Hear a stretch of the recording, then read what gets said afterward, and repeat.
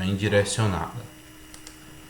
Então, pessoal, bom dia a todos, né, mais uma vez.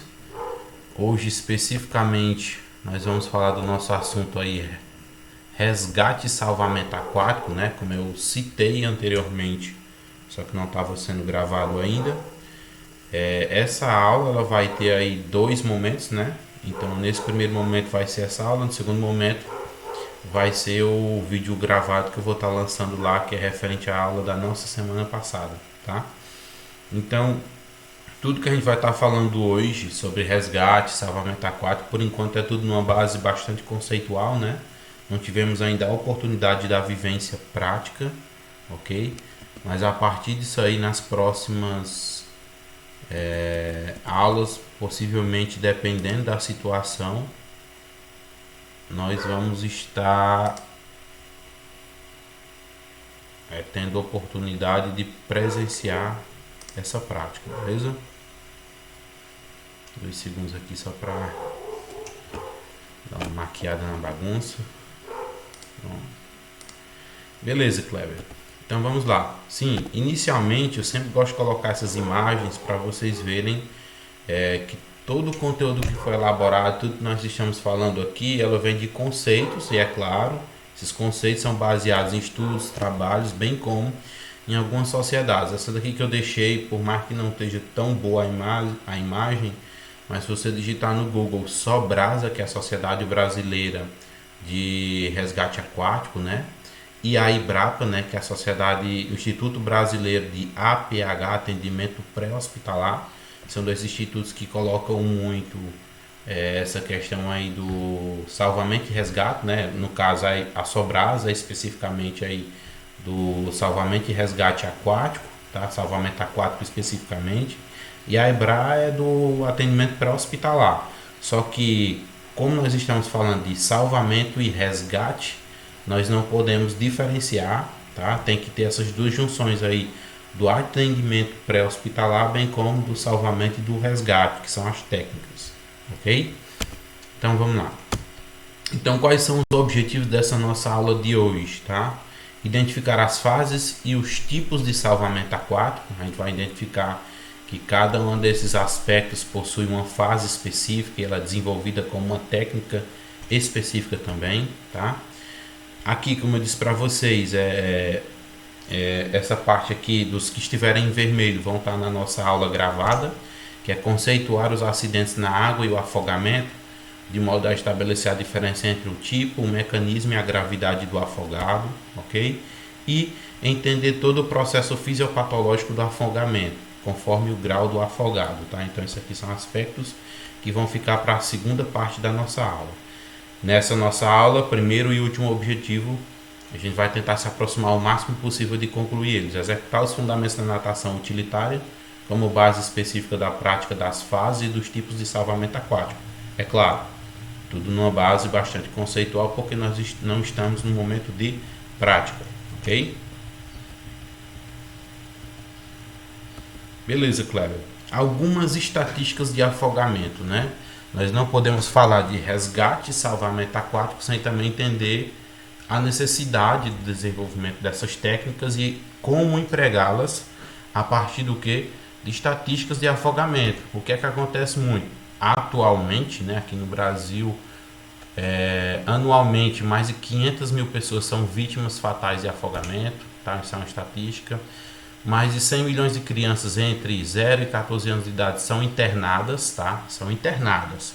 E em média, uma a cada 35 hospitalizadas chegam a óbito, beleza?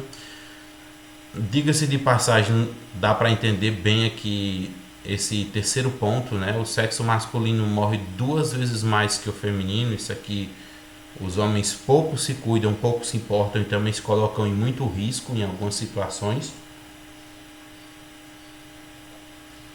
E o principal deles, praia, bebida e mar. São três coisas aí que não combinam juntos aí. Se você beber, não vá para a água, porque possivelmente você pode sim ter aí acontecer algum acidente e, é claro, vir a um afogamento e possivelmente vir a óbito, tá?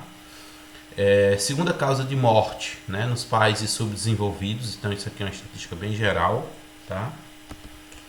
E aí tá a nossa fonte, que é o Spillman, né, ano 2000, elaborado na base da OMS, Organização Mundial da Saúde.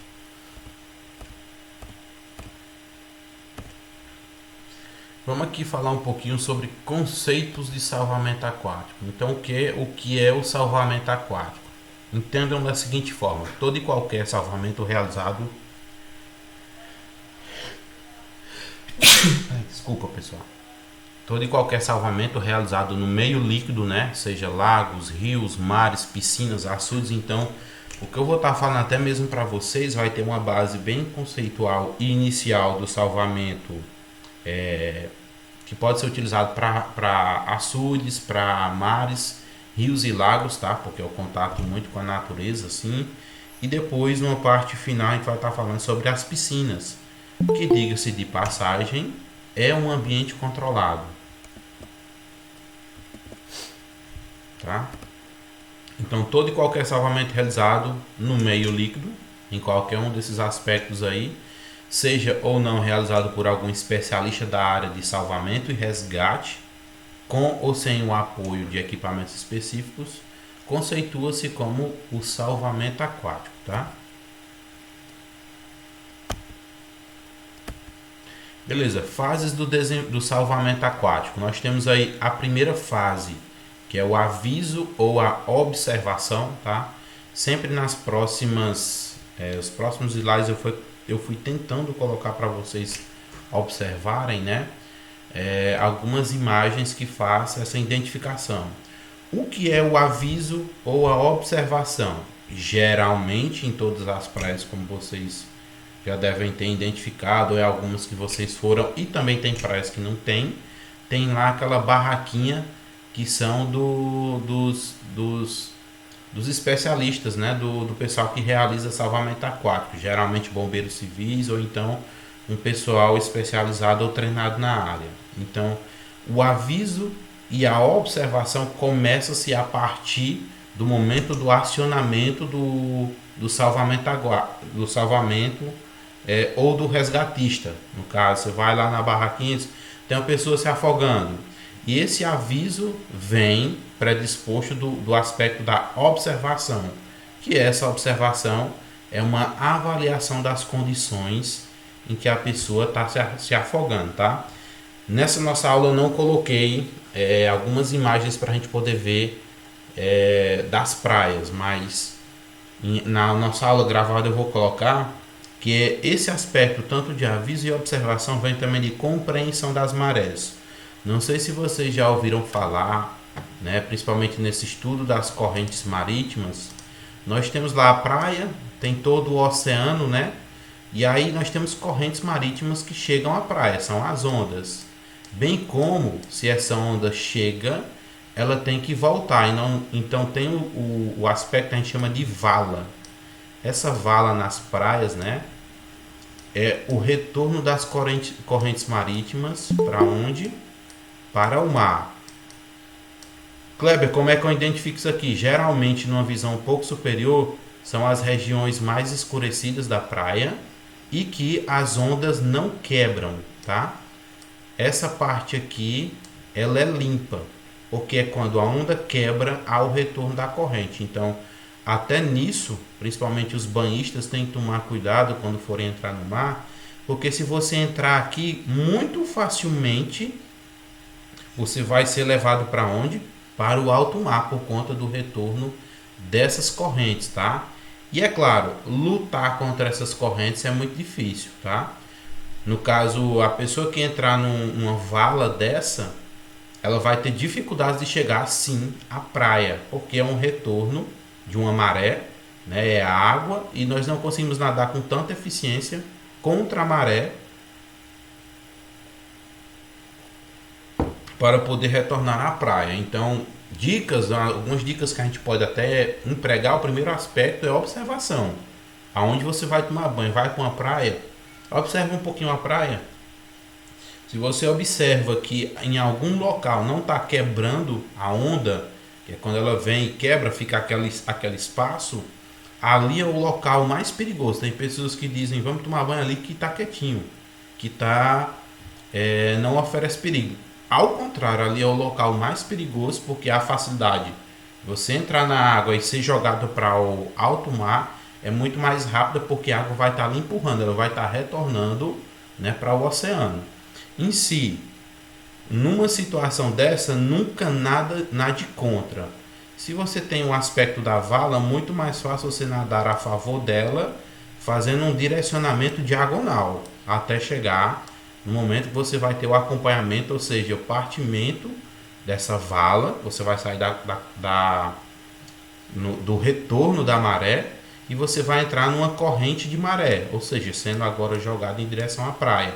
Só que, se isso acontecer, mantenha a calma. O principal aspecto empregado no salvamento e no resgate aquático, e aí eu vou colocar em duas situações, para você resgatar e para você se salvar de um afogamento, é você manter a calma. É muito difícil, Cleber?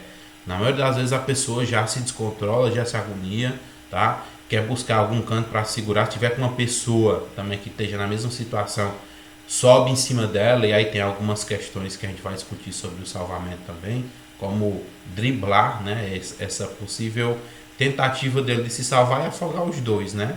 Porque ele tenta se salvar, mas ele acaba afogando o resgatista e se afogando, tá? E aí, é claro, numa situação dessa, se você por acaso não prestou atenção e entrou, lembra, retorno da maré, vou ter mais velocidade aonde? Para o retorno para o meio do mar, para o alto mar. Só que se você nadar em diagonal, você não vai ter tanta resistência como se você nadasse em direção à praia no meio da vala, porque a pressão da corrente vai lhe levar. Então o ideal é contornar no sentido diagonal. E outra, peça ajuda logo de cara. Socorro, socorro, é o principal aviso que você pode emitir para que você consiga, de uma maneira bem eficaz, fugir ou se salvar de um afogamento, tá? Dito isso, Kleber, discutindo mais uma vez aqui a respeito sobre as fases do nosso salvamento aquático. O primeiro é esse, já nos detemos um pouco aí em cima do salvamento aquático, né? Então, aviso ou observação. Sempre analise a situação, seja como vítima ou também principalmente como resgatista. Depois nós temos aí a aproximação do resgatista, quando ele vai se aproximar da pessoa. A abordagem, o reboque ou resgate, né? O transporte da pessoa que foi resgatada, e em último a reanimação ou APH. No caso, como vocês já pagaram aí primeiros socorros, atendimento pré-hospitalar. Se for o caso, identificar aí os primeiros sinais, a gente vai estar vendo isso aqui mais especificamente à frente, tá? Beleza, Kleber. Eu não coloquei, como eu disse para vocês, a imagem da aviso ou observação, mas citei aquelas cabaninhas que ficam nas praias, tá? No caso da aproximação, poderíamos dizer que a técnica ela é constituída de 4 pontos específicos, tá? Que é o que? A primeira é a corrida de aproximação na areia. Kleber, quando eu vou falar em resgate e salvamento aquático, eu tenho que passar toda a técnica, por mais que não seja empregada para a piscina, tá? Só ressaltando para que não fique essa dúvida aí depois, tá? Mas elas se complementam também na piscina. Então, no caso de praia, nós temos aqui a corrida de aproximação, que é quando os resgatistas vão se deslocar até quem? Até a nossa vítima, percorrendo esse espaço. E aí algumas das técnicas na corrida de aproximação na água. Nós temos aqui o PG, né? Eu poderia chamar esse PG de quê? Essa corrida na água é chamada de pulo do gato, né? O pulo do gato, que eles ficam correndo e saltitando até quando a água está aí mais ou menos, chega na proximidade do joelho. Chegou no joelho, não dá mais para fazer esses saltitos na água, que é o pulo do gato. Ele vai agora entrar, imergir no meio aquático, ok? Dando o seu mergulho. Só lembrando, não é um mergulho igual da natação. Porque imagina você mergulha de cabeça. Tá, cadê a vítima? Você acabou de perder o que? O contato visual com ela. Então é importante lembrar desses aspectos também, até na hora da corrida de aproximação. Então vamos lá. Corrida de aproximação na areia. Segundo passo, corrida de aproximação na água. E aí executa as técnicas do pulo do gato para poder facilitar a locomoção nesse meio aquático, até onde chegar com a água aí com a proximidade do joelho.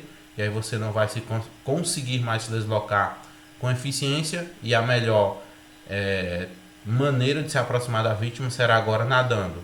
Executa-se a entrada na água, tá? Por meio de mergulho com a cabeça levantada, não com o intuito de perfurar a água e ir longe, tá? Mas apenas de se colocar agora em um plano horizontal, tá bom?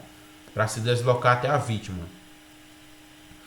Depois que você faz esse salto, o ideal é começar com as primeiras, e aí sim uma técnica nossa, já discutimos isso aqui lá no nado crawl, pode ser empregado para o costa, para o borboleta também, é a técnicas de golfinhada. Então a primeira parte não é já iniciar nadando, mas sim as técnicas de golfinhadas, principalmente quando vier aí uma onda, porque no caso da onda você vai ter que golfinhar, nesse caso sim você vai ter que mergulhar para poder passar pelo tubo da onda sem ter problemas e atraso de velocidade, porque senão a onda ele pega e retorna você para a praia, tá?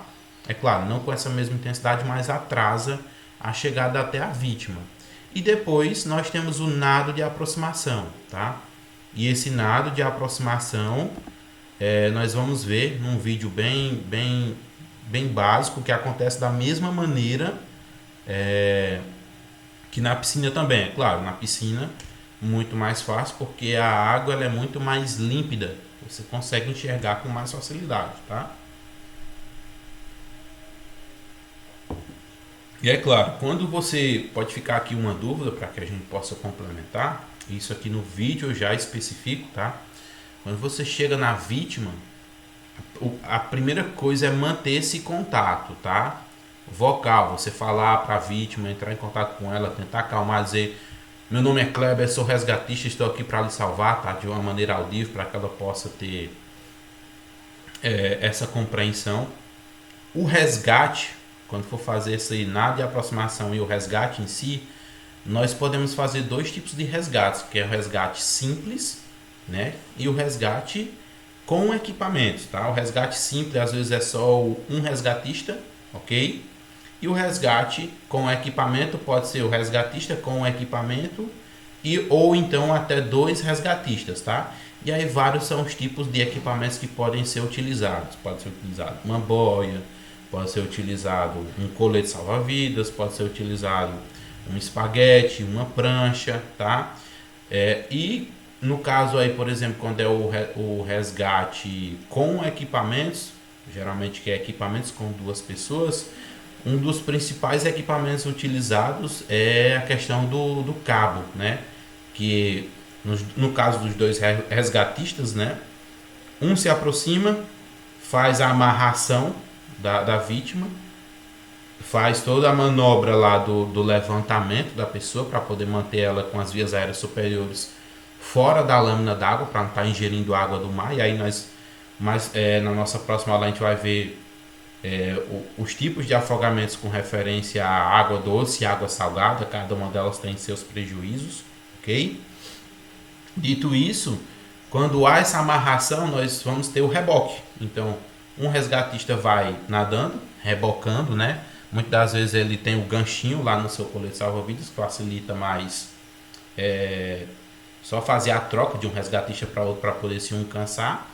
E o outro vai ficar retirando, como eu disse aí, fazendo a flutuação para que o resgatado não fique ingerindo água durante o resgate, beleza? Pessoal, qualquer dúvida, vocês podem estar falando. Aqui, é claro, não é uma abordagem no meio líquido, mas é uma forma de ensinar a abordagem através de ilustrações. Então, o primeiro passo, nós temos o início da abordagem, que é a chegada do resgatista até quem? A vítima.